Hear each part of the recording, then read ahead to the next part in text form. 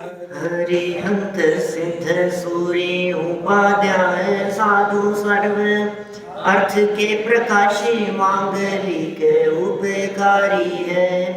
तिनको स्वरूप जान रागते भई जो भक्ति काय को नवाई स्तुति को जारी है। धन धन तिन ते काज सब आज भये करे जोड़े वारे वारे वंदना हमारी है। मंगल कल्याण सुख सो हम चाहत हैं। हो मेरी ऐसी दशा जैसी तुम धारी है। हो मेरी ऐसी दशा जैसी तुम धारी है। हो मेरी ऐसी दशा जैसी तुम धारी है। क्षत्र चूड़ामणि नामक यह ग्रंथ अंतिम लम्भ राज्य शासन संभालना और तपश्चरण करना, इन दोनों में ही एक समान पुरुषार्थ लगता है। ऐसा नहीं है कोई कहे कि राज्य करने में क्या दम है, तपस्या करके देखो तो पता लगेगा। तो सामने वाला यह भी कह सकता है कि तपस्या में क्या दम है, राज संभाल के देखो तो पता लगेगा। क्या माने बड़ा कठिन काम है दोनों ही क्षेत्र में। माने घर गृहस्थी संभालना भी आसान नहीं है। बाल बच्चों को पढ़ाना लिखाना सिखाना बड़े करना, घर गृहस्थी की योग्य व्यवस्थाएं करना, चाहे छोटे छोटे से घर के काम हो उन्हें निपटाना, काम करने वाले नौकर चाकर से, अपने अधीनस्थ काम करने वालों से निपटना, ये कोई सब आसान नहीं है। लेकिन जो कुशल व्यक्ति होते हैं उनकी गृहस्थी भी कुशलता से निभती है, और जब वे संयम और तप अंगीकार करते हैं तो उसे भी उसी कुशलता के साथ निभाते हैं। हम ऐसा भी कह सकते हैं जो प्रसिद्ध उक्ति है, कम में सूरा ते धम में सूरा। जो कर्म में शूरवीर है वे धर्म में भी शूरवीर होते हैं, और जो कर्म में शूरवीर नहीं है माने अपने घर गृहस्थी परिवार आजीविका इन सब चीज़ों में जो चतुर नहीं है कुशल नहीं है, वे धर्म क्षेत्र में जाकर के भी कुछ नहीं कर पाएंगे। ऐसा कह सकते हैं जो पुरुषार्थी होते हैं वे सभी जगह पुरुषार्थी होते हैं, और जो आलसी और प्रमादी होते हैं वे सभी जगह पर आलसी और प्रमादी होते हैं। चाहे वे घर गृहस्थी लौकिक क्षेत्र हो उसमें जो प्रमादी हैं वे संयम और आराधना के मार्ग पर अप्रमादी कैसे हो जाएगा, दोनों जगह पे प्रमादी रहेगा। और जो यहाँ चतुर है कुशल है पुरुषार्थी है उत्साही है, वो यदि अपनी दिशा बदल लेवे तो अन्य क्षेत्र में भी वो उतनी ही कुशलता दिखाएगा। पहले भी कई बार आपके बीच में यह बात कही है कि जो बच्चे जितने बदमाश होते हैं वो उतने ही होशियार होते हैं, इंटेलिजेंट होते हैं, क्योंकि उनकी बुद्धि शार्प है, तीक्ष्ण बुद्धि है उनकी, बस दिशा बदलने की देरी है। इसलिए बच्चों आजकल के बच्चे सब होशियार ही होते हैं, जरूरत है सिर्फ उनकी दिशा बदलने की। माने बच्चे कमजोर नहीं है, क्योंकि जो मोबाइल चलाने में होशियार है, जो आपको यदि आपसे नहीं हो रहा हो और वो फटाफट करके दे देवे छोटे छोटे से बच्चे, तो इसका मतलब उनकी बुद्धि तो तेज है। तो बुद्धि तेज है तो फिर होशियारी दिखती क्यों नहीं है? इसलिए नहीं दिखती कि जिस दिशा में प्रयोग कर रहे हैं उससे दिशा बदलने की जरूरत है। वो कठिन काम है, वो कठिन काम है। खैर कोई बात नहीं, लेकिन जब भी दिशा बदलेगी तो उसी उत्साह और उसी पुरुषार्थ से वे काम करेंगे। हाँ, लेकिन जो लौकिक क्षेत्र में भी कमजोर हैं, शिथिल हैं, प्रमादी हैं, आलसी हैं, अनुत्साही हैं, वे धर्म क्षेत्र में भी अनुत्साही होंगे। यहाँ तो जीवनधर कुमार हमारे सामने दिखाई दे रहे हैं। इनको मद्देनजर रखते हुए पूरी बात कही गई कि जीवनधर कुमार पुरुषार्थी हैं और बहुत पुरुषार्थ पूर्वक, श्रम पूर्वक अपनी पूरी शासन व्यवस्था और अपने राजपाट को संभाल रहे हैं। और इसकी तुलना यहाँ महादीप सिंह सूरी ने, जो आचार्य देव हैं, उन्होंने इसकी तुलना तप और संयम धारण करने वाले पुरुषार्थियों के साथ में की और दोनों में ही कहा एक समान ही श्रम होता है। दो शब्दों के प्रयोग किए, योग और क्षेम। तो योग शब्द का प्रयोग और क्षेम शब्द का प्रयोग मतलब दोनों में समान रूप से लागू होता है। शब्दों का भाव दोनों स्थानों पर अलग अलग किया जा सकता है। ये सब चर्चाएं हम कर चुके हैं। जीवेंद्र कुमार की राज्य व्यवस्था, यहाँ से बात को आगे बढ़ाते हैं। राज्य शासन व्यवस्था किस तरह की थी? सात्विक आगे आ जाओ। देखो 509 नंबर पेज पर देखो आप, 509 नंबर पेज है और श्लोक नंबर है 9। राज्य व्यवस्था। प्रबुद्धेस्मिन् भुवं कृत्स्नां रक्षत्येक पुरीमिव राजन्वती च भूरासी धन्वर्थं रत्नसूरपि। सारे कार्यों में सावधान इन राजा के एक नगरी के समान सारी पृथ्वी की बुद्धिमानी से रक्षा करने पर पृथ्वी श्रेष्ठ राजा से युक्त सार्थक रत्नों को देने वाली हुई। देखो आप, जो व्यक्ति श्रेष्ठ राजा हैं और राज्य की कुशलता से रक्षा करने वाले हैं, पृथ्वी की रक्षा करने वाले हैं, भूपति कहलाते हैं ना। राजा का पर्यायवाची भूपति।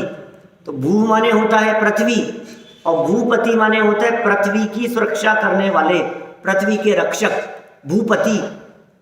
तो जिनका भूपति अच्छा होगा वो पृथ्वी भी रत्न उपजाएगी, ऐसा है।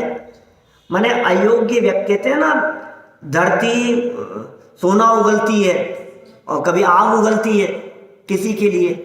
तो योग्य व्यक्ति जो किसान है, किसान यदि योग्य रीति से खेती करे तो धरती सोना उगलती है, और ना समझ हो तो वो सब बर्बाद कर देती है, खत्म कर देती है।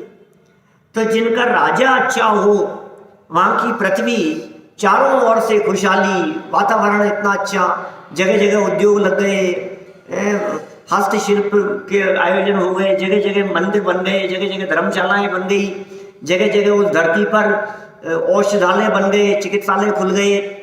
ये सब धरती कितनी सुंदर हो गई, जगह जगह बाग बगीचे, उद्यान, सड़कें अच्छी हो गई, रोड पर लाइटें लग गई। उस जमाने में लाइटें तो नहीं थी, लेकिन प्रकाश की व्यवस्था हो गई।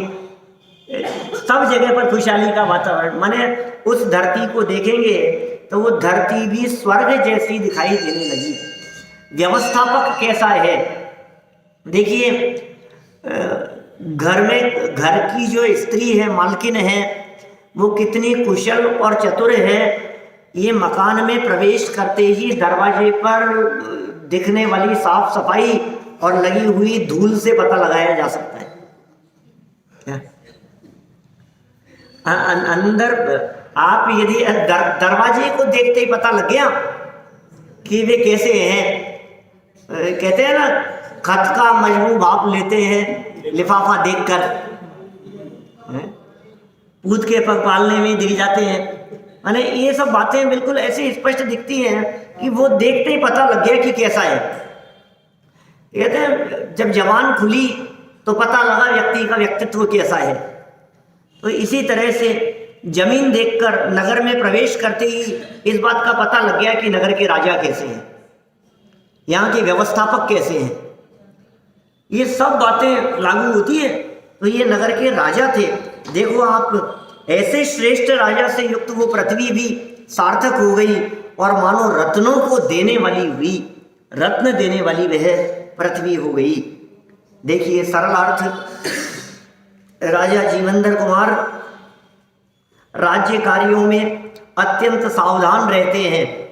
अपने विशाल राज्य को एक नगरी के समान सहजता से संभाल रहे हैं, सहजता से संभाल रहे हैं। विशाल राज्य है और संभाल कैसे रहे? नगरी जैसे। माने इतना बड़ा राज्य भी उन्हें छोटा पड़ता है, समझ रहे हो आप? जैसे बहुत बड़े महल को आप संभाल रहे हैं कैसे? एक झोपड़ी जैसे। अरे ये तो क्या है, इतने समय क्या है?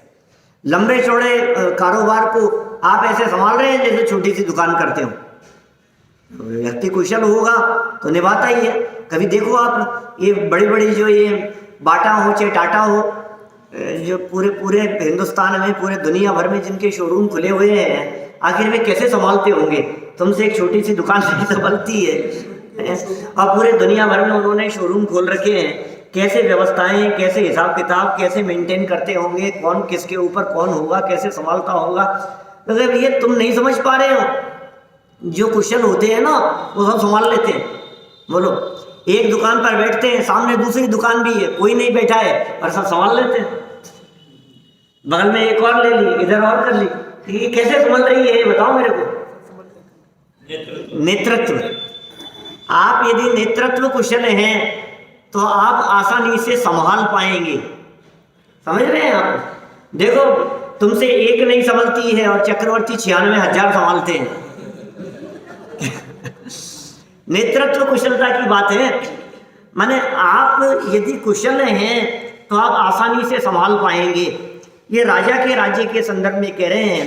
जीवेंद्र कुमार इतने कुशल शासक हैं, बहुत बड़े साम्राज्य को भी, माने राष्ट्र के राजा हैं, उसके बावजूद भी ऐसे संभाल रहे हैं जैसे किसी एक छोटे से नगर को संभाल रहे हैं। उनकी नगरी रत्न देने वाली हुई। अतः पृथ्वी राजवंती अर्थात श्रेष्ठ राजा वाली तो हो ही गई है, और रत्नसु अर्थात रत्नों को उत्पन्न करने वाली भी बन गई है। क्या क्या कह रहे हैं ये? श्रेष्ठ राजा वाली। देखो, पृथ्वी श्रेष्ठ राजा वाली हो गई, और श्रेष्ठ राजा के होने से वो पृथ्वी भी रत्न देने वाली हो गई। देखो, योग्य व्यक्ति यदि होते हैं तो सेवक भी योग्य हो जाते हैं, और योग्य व्यक्ति के निर्देशन में काम करने वाले योग्य हो गए, उनको भी चतुर बन गया। जैसे कहते हैं ना, किसी अच्छे घर में काम किया हुआ नौकर वो बहुत चतुर हो जाता है, होशियार हो जाता है कि कहाँ काम की। इसलिए किसी को भी काम पर रखने से पहले ये पूछते हैं, पहले कहाँ काम किया है? बोलो, एक्सपीरियंस हमेशा पूछते हैं। आप किसी भी व्यक्ति को अपने घर पर रखोगे, घर का नौकर हो चाहे दुकान का हो चाहे कर्मचारी हो, प्रश्नकर्ता का या रखने वाले का एक प्रश्न ये नियम से होता है, पहले कहाँ काम किया है? क्या पहले कहाँ काम किया है? क्यों? ड्राइवर को भी पहले कहाँ काम किया है, पहले कौन सी गाड़ी चलाई है, कहाँ चलाई है, कितने समय से, माने वो एक्सपीरियंस जरूरी है। तो ये यहाँ क्या कह रहे हैं? राजा जीवेंद्र कुमार एक श्रेष्ठ पुत्र रत्न है, अतः पृथ्वी की रत्नसु संज्ञा भी सार्थक हो गई है। पृथ्वी को भी रत्नसु कहा जा रहा है। यथा राजा तथा प्रजा। देखिए, राजमाता विजया को संसार से विरक्ति। ओहो, इतने उतार चढ़ाव जीवन में देखे हैं। जिनके जीवन में ज्यादा उतार चढ़ाव होते हैं फिर वो अप्रभावित रहते हैं। जिन्होंने जीवन में बहुत उतार चढ़ाव देख लिए हो ना, फिर उन्हें ऐसे लगने लगता है कि बहुत संपन्नता हो जाए तो भी कुछ दम नहीं है, और कुछ नहीं रहे तो भी कुछ दम नहीं है। ये सब आनी जाने वाली चीजें दिखाई देती है। और जिन्होंने उतार चढ़ाव न देखे हो और हरी हरी देखी हो, क्या और सूखी नहीं देखी, तो वे दरिद्रता में रोते हैं, आत्महत्या कर लेते हैं, संकट आने पर कूद जाते हैं 4 मंजिल से, ऐसी हालत होती है। और जो दरिद्र व्यक्ति जिन्होंने कभी संपन्नता नहीं देखी थी, आज यदि लॉटरी खुल गई तो वो उस चूहे की तरह होते हैं कि वो 4 हल्दी की गांठें इकट्ठा करके अपने आप को पसारी समझने लगता है। ऐसे समझने लगते हैं मैं ही सब कुछ हो गया हूँ। क्या दम है इसमें? ये समझदार व्यक्ति, जो योग्य व्यक्ति होते हैं, वे निरंतर इन उतार चढ़ाव जन्य परिस्थितियों का ध्यान रखते हैं और अपने जीवन में न अभिमान आने पावे न दीनता आने पावे, इस बात का उन्हें विचार विवेक रहता है। रानी विजया ने अपने जीवन में कितने उतार चढ़ाव देख लिए, कहाँ कहाँ नहीं रही वो। आज उसे संसार से विरक्ति सी दिखाई दे रही है। देखिए 10 नंबर के श्लोक में क्या बात कहते हैं। एवं विराजमाने मिन राज राजे महोदये विजया जननी तस्य विरक्ता संसृता बभूत। इस प्रकार महान उदय वाले इस राजेश्वर के विराजमान होने पर विजया नाम की जीवंदर कुमार की माता, जन्मदात्री माता संसार से विरक्त हुई, अर्थात उसे वैराग्य उत्पन्न हुआ। अब देखो धीरे धीरे वैराग्य का वातावरण छाने वाला है। राज्य भी मिल गया, विवाह हो गए, संपदा मिल गई, अच्छे से राजपाट संभालने लगे। अब ये तो प्रथमानुयोग है, संपन्न कहाँ होगा? अब ये जाकर के संपन्न हो जाएंगे कहाँ? सब धीरे धीरे वैराग्य का वातावरण छाने वाला है। तो रानी विजया जो थी, ये जीवंदर कुमार की माता जो राजेश्वरी थी, अब यह संसार से विरक्त हो गई, उन्हें वैराग्य उत्पन्न हो गया। अज्ञानी फंसता चला जाता है। सही बात है।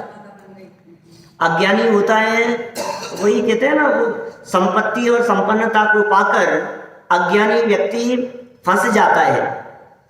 इसलिए ना समझ के लिए भोग संपदा फंसाने वाली होती है, और समझदार व्यक्तियों के लिए वो संपदा और संपन्नता वो उसे उलझाने वाली नहीं होती। माने समझदार व्यक्तियों को यदि सुविधाएं दी जावे तो वे बहुत आगे बढ़ेंगे, तरक्की करेंगे, और यदि ना समझ व्यक्तियों को संपदा दे दी जावे, संपन्नता मिले, तो फिर वे उनके विनाश का ही कारण बने, पतन का कारण बने। इसलिए ये जो कथन है ना, जो बड़े पंडित जी का वाक्य है, संस्कार के बिना सुविधाएं पतन का कारण है। संपत्ति को, सुविधाएं को, संस्कार के बिना सुविधाएं पतन का कारण है। अब ये संस्कार का मतलब है सज्जनता, संस्कार का मतलब है अच्छा व्यक्तित्व।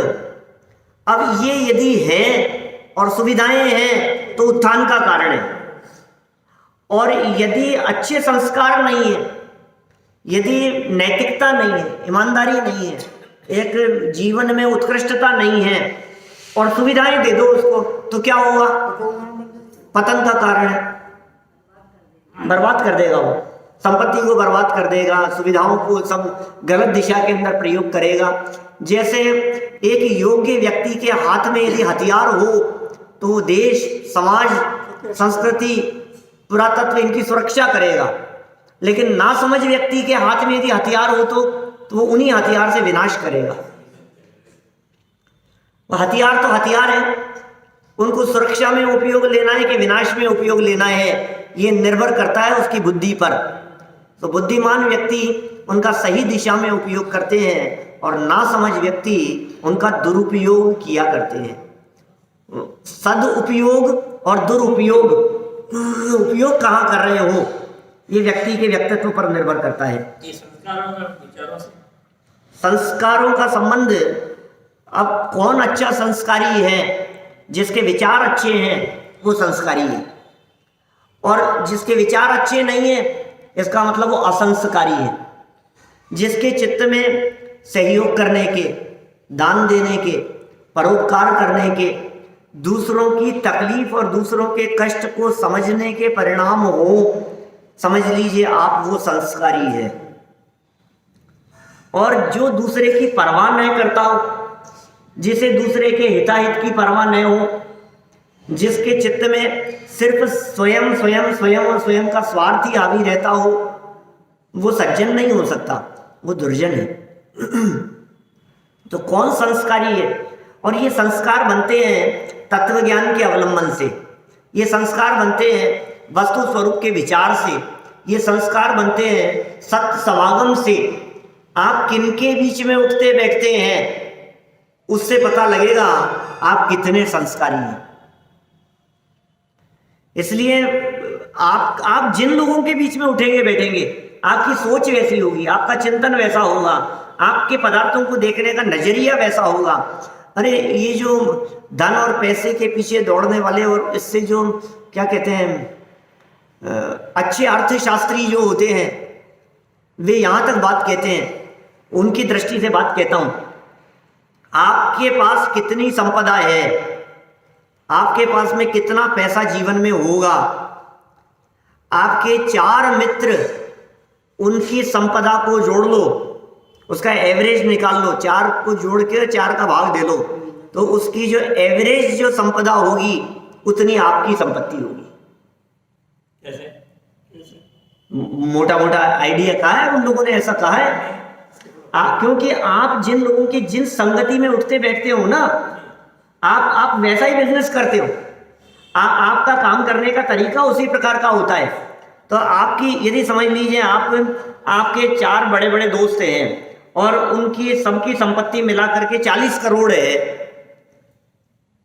चारों की संपत्ति मिला करके, तो आपकी संपत्ति 10-12 करोड़ के आसपास होगी, उनका एवरेज जितना। आप यदि कौन से पोस्ट पर है, किस लेवल पर है, आपका लेवल उसी अनुसार होगा। आपकी सोच कैसी होगी, आप यदि समझ लीजिए दरिद्री दीनहीन भिखारियों के साथ में यदि रोजाना उठते बैठते हैं, तो आप में वो उस तरह की वृत्ति आए बिना नहीं रहेगी। ये संगति के प्रभाव की बात कह रहा हूं मैं। हाँ, इसलिए संगति कैसी है, वो कहते हैं तो, और ये जो संगति और जो माहौल दिखाई देता है ये सत्संगति है। जो व्यक्ति सत्संगति में है वो संस्कारित है। आप यदि साधर्मियों के बीच में हैं, धर्मात्माओं के बीच में हैं, स्वाध्यायियों के बीच में हैं, क्या जैसे समझ लीजिए आप स्वाध्यायियों के बीच में हैं, तो आप अपने 4 स्वाध्यायी मित्रों को देखो और उनके अध्ययन को देखो, तो उनके अध्ययन का एवरेज अध्ययन आपका होगा। क्योंकि आप जिनके बीच में उठते बैठते हो, जिनसे चर्चाएं करते हो, आपकी नॉलेज उसी लेवल पर हो जाती है। ऐसा नहीं हो सकता कि जिनके बीच में रोजाना उठते बैठते हो आपकी संगति ऐसी दिखाई दे रही है तो आपको उनके लेवल में ज्ञान नहीं हो, क्योंकि आपसी विचारों का आदान प्रदान होता ही होता है। एक विचार वाले समान मंच पे से जाते हैं। हाँ बिल्कुल, एक विचार वाले समान मंच पे सहज आ जाते हैं। समान विचार वालों की मित्रता अपने आप हो जाती है, ऐसा सहज देखा जाता है। वही उदाहरण, कक्षा में विद्यार्थी अलग अलग जगह से आए थे, एक जगह पर एडमिशन लिया, अलग अलग शहर नगरों से रहने वाले थे, जहाँ एडमिशन लिया, अब वहाँ एडमिशन लेने के बाद कक्षा में पढ़ते थे 70 विद्यार्थी, 60-70, उनमें से 5-5, 7-7 का सबका अलग अलग ग्रुप बन गया। क्या तो कैसे ग्रुप बन गया? ये ग्रुप कैसे बन गया? पढ़ने वालों का अलग, घूमने फिरने वालों का अलग, बंक मारने वालों का अलग, क्या तोड़ फोड़ करने वालों का अलग, बदमाश बच्चों का अलग है, समझ लो आप, खाने पीने वालों का अलग, सिगरेट पीने वाले, गुटखा खाने वाले, सब अलग अलग ग्रुप बन जाते हैं ऐसे, सबके अलग अलग। तो कौन व्यक्ति कौन से ग्रुप में खड़ा है, इससे आप अंदाजा लगा सकते हो कि ये कैसा है। इसलिए जो ये संस्कार की बात कही, ये संस्कार संगति से बनते हैं, और संगति कैसी हो ये आपके विचारों पर निर्भर करता है कि आप कैसी संगति चुन रहे हो, और ये भी सब होनहार पर निर्भर करता है। आपकी होनहार ही यदि खोटी है तो आप संगति भी खोटी ही चुनेंगे। यहाँ तो भाई मोक्ष जाने वालों की संगति में है, यहाँ तो आत्मार्थियों की संगति में है। अब विषयों में नाही फंसेंगे निजानंद पान करेंगे। अब उलझने वालों की संगति नहीं है, अब तो सुलझने वालों की संगति है। अब तो यहां से मुक्त होने वालों की संगति है।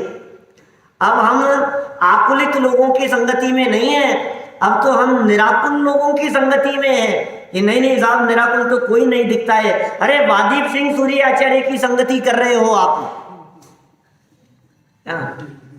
हम हमारी संगति में ये आचार्य है, हमारी संगति में ये विद्वान है, हमारी संगति में ये ज्ञानी है, हमारी संगति में ये आत्मार्थी हैं, जिनकी मंजिल वो है, जिन्हें संसार में भटकना नहीं है, रुलना नहीं है, उनकी संगति हम कर रहे हैं। विजया माता भी देखिए, आप विविध प्रकार की परिस्थितियों को देखकर ऐसा नहीं है कि वे परिस्थितियों में ही उलझी रही हो, स्वाध्यायी तो थी ही। राजा सत्येंद्र भी बहुत धर्मनिष्ठ थे और रानी विजया भी बहुत धार्मिक थी। वो धार्मिक संस्कार कहीं न कहीं उन जीन्स में वो जीवंदर कुमार तक पहुँचे हैं। और जहाँ रही, आश्रम में रही, साधु संतों के आश्रम में रही, तत्व चिंतन मनन करती रही, वैराग्यमय जीवन ही जिया है। क्योंकि उस परिस्थिति को देखकर देखो, आत्महत्या तो नहीं कर ली, शांत परिणामों से अपना जीवन यापन करती रही। और अब जब बेटे को राज्य मिल गया तो बोले अब मुझे जीवन में क्या चाहिए, अब तो मुझे दीक्षा ले लेनी चाहिए। ये वैराग्य का परिणाम रानी विजया के चित्त में, उनके परिणामों में चलने लगा। देखिए, सरल अर्थ में कह रहे हैं, पूर्वोक्त प्रकार से, जैसा पहले कहा जा चुका है, पूर्वोक्त प्रकार से महान पुण्योदयी राजा जीवंधर कुमार सुचारू रूप से राज्य संचालन करते हुए अत्यंत शोभा को प्राप्त हो रहे थे। पुण्य के उदयी तो थे ही, जैसा कि पहले निश्चित है, पहले से ही उनको पुण्योदयी कहा गया था। पुण्योदयी, पूर्व पुण्योदयी ये जीवंधर कुमार सुचारू रूप से राज्य संचालन करते हुए अत्यंत शोभा को प्राप्त हुए। तब राजमाता विजया सहसा संसार से विरक्ति को प्राप्त हो गई। उन्हें लगा कि अब वैराग्य हो ही जाना चाहिए। और एक उम्र भी होती है, एक समय भी होता है। पुराने समय में तो ये बात प्रसिद्ध थी। 4 प्रकार के आश्रम पढ़े हैं हम सब ने, बचपन में पढ़े ना।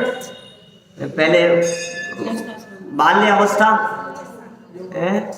उसमें जाकर के गुरुकुल में, और फिर उसके बाद में गृहस्थ आश्रम। ऐसे ऐसे विभाजन करते थे पहले जब पढ़ते थे तब। 25 साल की उम्र तक ऐसा, फिर 25 साल की उम्र के बाद में गृहस्थ आश्रम, 25 से 50 तक, फिर 50 से 75 तक वानप्रस्थ आश्रम, क्या, फिर संन्यास आश्रम। तो ये इस तरह के आश्रम के भेद तो हिंदू साहित्य में इस तरह के विभाजन किए हैं। एक प्रकार से एक उम्र है, एक उम्र के हिसाब से व्यक्ति में प्रौढ़ता आना, परिपक्वता आना, उसका नेचर और उसका स्वभाव उस रूप में बदलना, ये सब स्वाभाविक ही है। देखिए राजमाता विजया का संतोष प्रकट करना। आगे नया श्लोक 11 नंबर के श्लोक में कहते हैं, राजमाता विजया संतोष व्यक्त कर रही है अपने परिणामों के माध्यम से। पैतृकम पद्मद्राक्ष मत्राहं पुत्र पुंगवे कृतः पुरोपकर्तार कृतकृत्या यथोचितम्। इस पुत्र श्रेष्ठ में मैंने पिता के पद को, अर्थात राजा के पद को देख लिया। ओहो, मेरा जो बेटा था वो बेटा उसके पिता के समान बन गया। मैंने पुत्र में उसके पिता के गुण देखे और पिता के पद को आज उसने प्राप्त कर लिया। वे पिता अपने आप को बहुत भाग्यशाली समझते हैं जिनके पुत्र उनकी गद्दी को संभाल लेते हैं। आप जिस बिजनेस को कर रहे हैं, यदि बेटा उस बिजनेस को और आगे बढ़ावे, उसी को संभाले आपके निर्देशन में, तो आपको कितनी प्रसन्नता होती है। चलो मैं अकेला बिजनेस करता था, अब बेटा भी मेरे बराबर हो गया, अब बेटा भी संभालने वाला हो गया, इसी फील्ड में है। और ऐसा देखा जाता है डॉक्टर के बच्चे डॉक्टर देखे जाते हैं, इंजीनियरों के बच्चे इंजीनियर देखे जाते हैं, बिजनेसमैन लोगों के बच्चे बिजनेसमैन देखे जाते हैं। ऐसा जगत में सहज ही दिखता है, तो वो संभालते हैं सब, और पिता भी निश्चिंत हो जाते हैं। तो राजा के बच्चे राजा देखे जाते हैं, और माँ को कितनी प्रसन्नता होती है कि पिता के न रहने पर वो किसी और के द्वारा छीन लिया गया राज्य आज पुत्र ने पुनः प्राप्त कर लिया। इसे देखकर अत्यंत प्रसन्नता का अनुभव रानी विजया को हो रहा है। पुत्र में मैंने पिता के पद को, देखो पद शब्द का अर्थ दो तरह से लिया जा सकता है। एक पद शब्द का अर्थ होता है पोस्ट, एक पद शब्द का अर्थ होता है पैर। क्या? तो उस पद को माने उस पदवी को संभाल लिया एक ऐसा, और एक उनके कदमों पर चल रहा है, तो उनका अनुसरण कर रहा है। दोनों तरह की बातें हो सकती है ना। तो मैंने राजा के पद को देख लिया। अब मैंने देख लिया कि बेटा पिताजी के पद को संभालने वाला हो गया, और पहले उपकार करने वाले को भी यथोचित कृतकृत्य कर दिया है। अर्थात पहले जिन्होंने हम पर उपकार किया था उन सब का हमने प्रत्युपकार कर दिया। देखिए, दो बातें देखी माँ ने अपने पुत्र में। एक बात तो देखी कि राज्य को संभाल दिया, इसकी खुशी है, और दूसरी बात देखी उसमें संस्कार। बोले अब मेरे निर्देशन की जरूरत नहीं है, अब ये होशियार हो गया। क्या? एक चिड़िया होती है, उसके अंडे में से चूजे निकले बच्चे, वो चिड़िया उड़ती है, दूर दूर तक जाती है, और जा जा करके दाना लेकर के आती है, और दाना ला करके उसकी चोंच में ही देती है। हर चीज़ उसको सिखाती है। धीरे धीरे जो उसके बच्चे थे वो थोड़े बड़े होने लगे, उछलने लगे, उड़ना सीखने लगे। क्या? तो उड़ना सीखने लगे तो माँ ने बच्चे को समझाना शुरू किया। क्या समझाना शुरू किया? कि देख बेटा, ये जो है तू उड़ने लगे हो, ये जो चौपायों से तो तुम्हें डर लगता ही है, लेकिन ये दो पाया भी कम खतरनाक नहीं है। क्या? इनसे बच के रहना। ये तुम्हें पकड़ने के लिए जाल बिछा देंगे, ये तुम्हें पकड़ने के लिए पत्थर मारेंगे छोटे छोटे से बच्चे भी। तो तुम इतनी सावधानी रखना कि जैसे ही ये नीचे झुके तो समझ लेना कि ये पत्थर उठा करके मारने वाला है, तुम उड़ जाना। क्या? ये एक चिड़िया अपने बच्चे को सिखा रही है, और ये सब सीखते हुए उस बच्चे ने आगे प्रश्न किया अम्मा से कि अम्मा नीचे झुके तब तो उड़ जाएंगे, लेकिन वो पहले से ही हाथ में पत्थर लेकर के आया हो तो? बोले अब कोई परवाह नहीं है, तू कहीं भी हो। समझदार हो गया भी।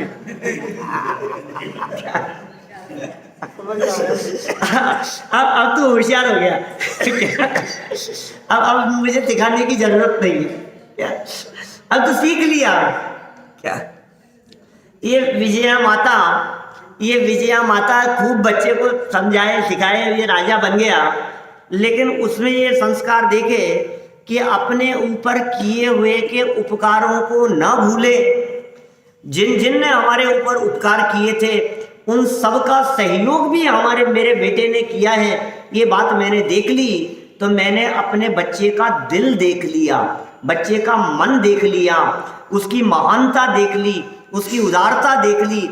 अब इसे और कुछ समझाने और सिखाने योग्य बचा नहीं है। वो माता अपने पुत्र की इन दोनों बातों से अत्यंत संतुष्ट हो गई। देखिए आप, क्या कहा? पहले उपकार करने वाले को भी यथोचित कृत्य करने योग्य काम कर दिया है। अर्थात पहले जिन्होंने हम पर उपकार किया था उन सब का हमने प्रत्युपकार कर दिया है।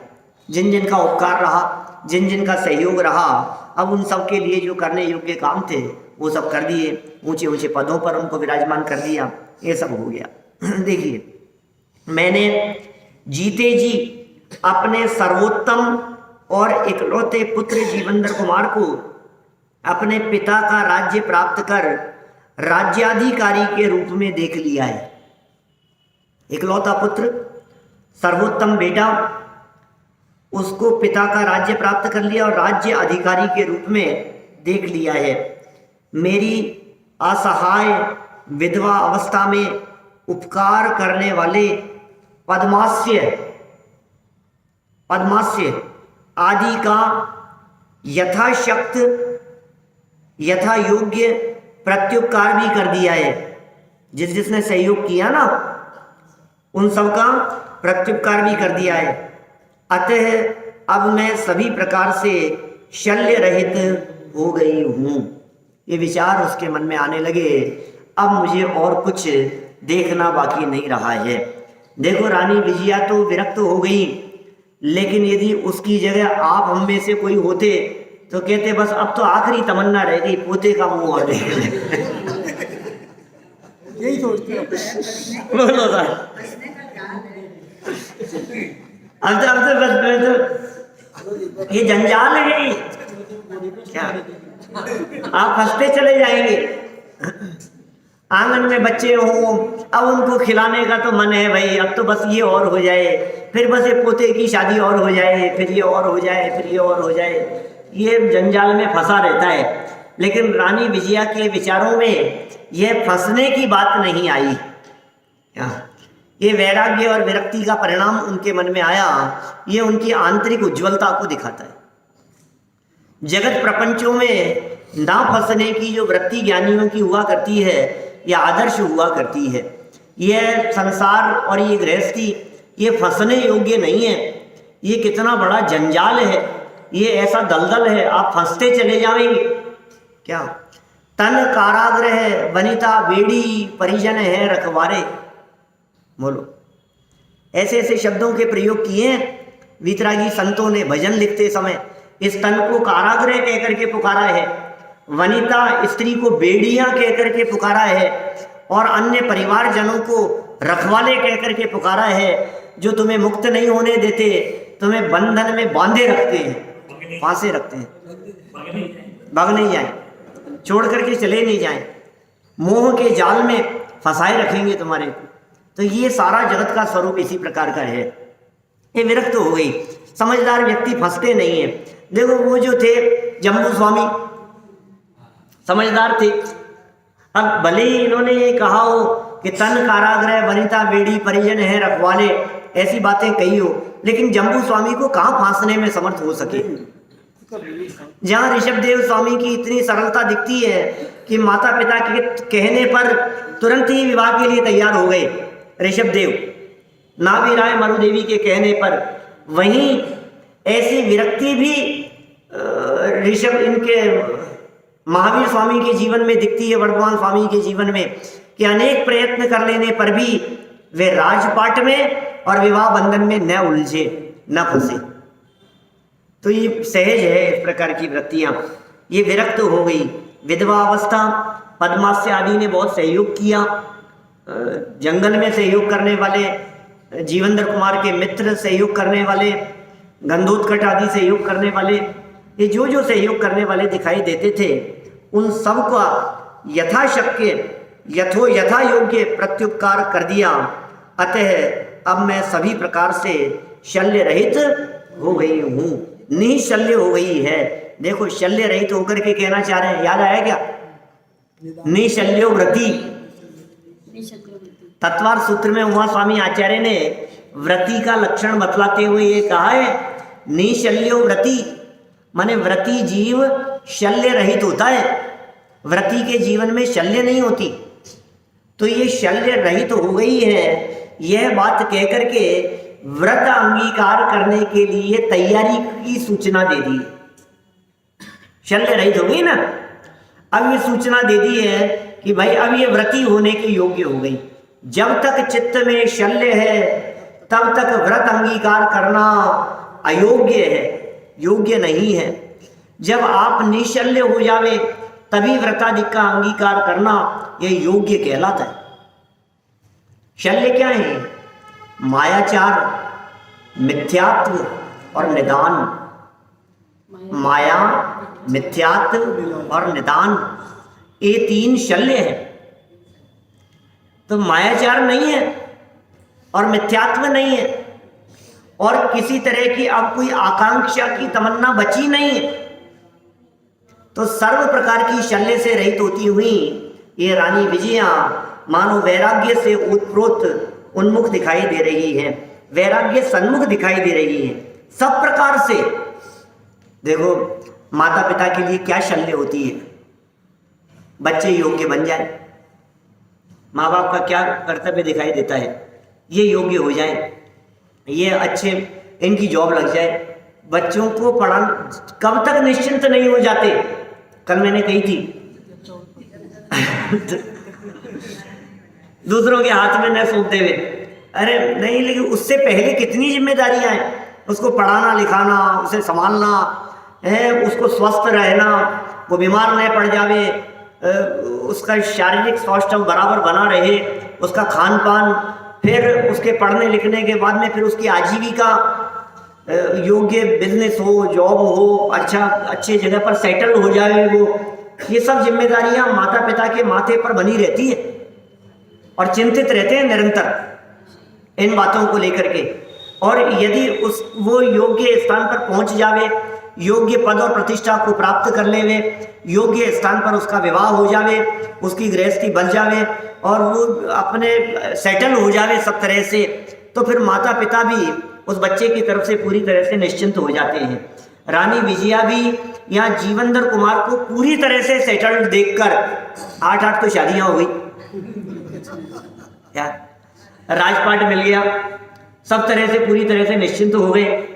ठीक है, अब यह सब देखकर रानी विजया निश्चिंत हो गई हैं और इस निश्चिंतता पूर्वक वे मानो अब ये घर गृहस्थी से विरक्ति का परिणाम बनाकर दीक्षा लेना चाहती हैं। लेकिन दीक्षा लेने के परिणामों के पहले किस प्रकार के विचार चला करते हैं, उन विचारों की चर्चा यहाँ बहुत उत्तम शब्दों के अंदर की है। माने एक प्रकार से ऐसा भी कह सकते हैं कि दीक्षा लेने की विधि बतलाई है, दीक्षा लेने की प्रक्रिया बतलाई है।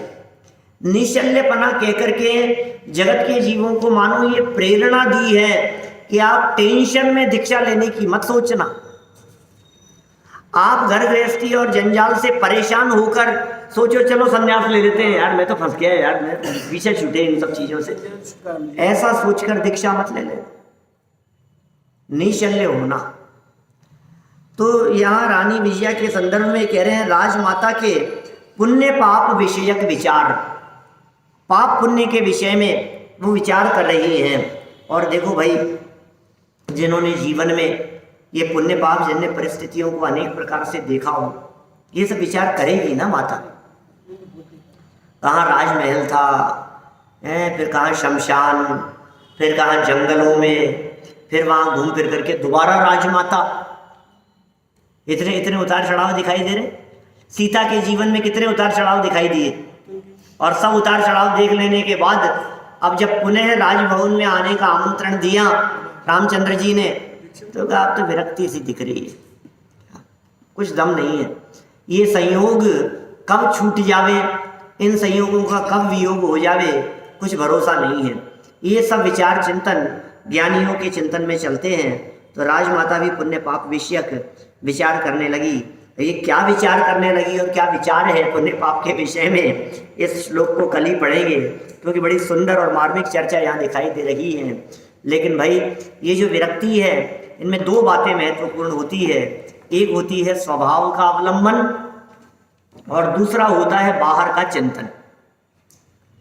बाहर में चिंतन कैसा हो और अंदर में स्वभाव का अवलंबन हो, तभी वो दीक्षा सार्थक होती है। और हम ये भावना भाते हैं कि स्वभाव के अवलंबन पूर्वक और यथार्थ चिंतन करते हुए हम अपने जीवन में यथार्थ दीक्षा अंगीकार करेंगे। इसी भावना से बात को यहीं